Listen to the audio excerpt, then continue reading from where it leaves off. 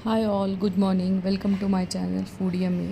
आज आम्ही ब्रेकफास्टसाठी बनवले होते गरम गरम समोसे. चला तर मग रेसिपी चालू करूया.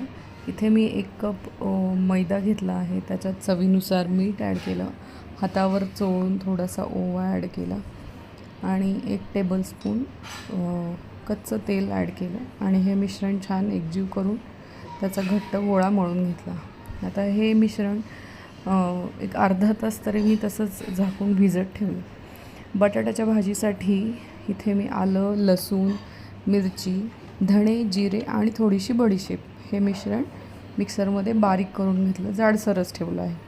कढईत तेल तापत ठेवलं. त्यात जिरे, मोहरी, कढीपत्ता वाटलेलं मिश्रण साधारण अर्धा ते 1 मिनिट परतवून घेतलं.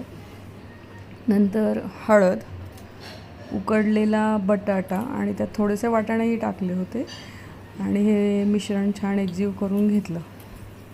नंतर त्याच्यात चवीनुसार मीठ, थोडासा गरम मसाला आणि कसुरी मेथी ॲड केली. याच्याने काय होतं, जो आपली टिपिकल बटाट्याची भाजी असते ना, चपातीसोबत करतो ती, त्याप्रमाणे चव येत नाही, चव थोडीशी छान होते.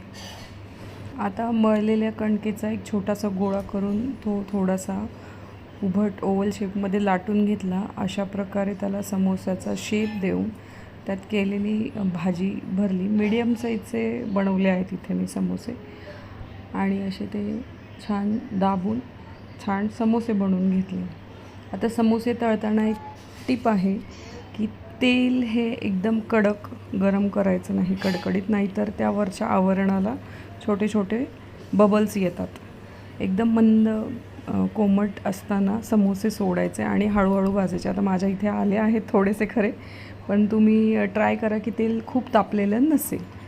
आणि अशा प्रकारे आपले छान मऊ क्रिस्पी समोसे तयार आहेत. रेसिपी आवडल्यास नक्की लाईक, शेअर, सबस्क्राईब करा आणि रेसिपी ट्राय करा. बाय.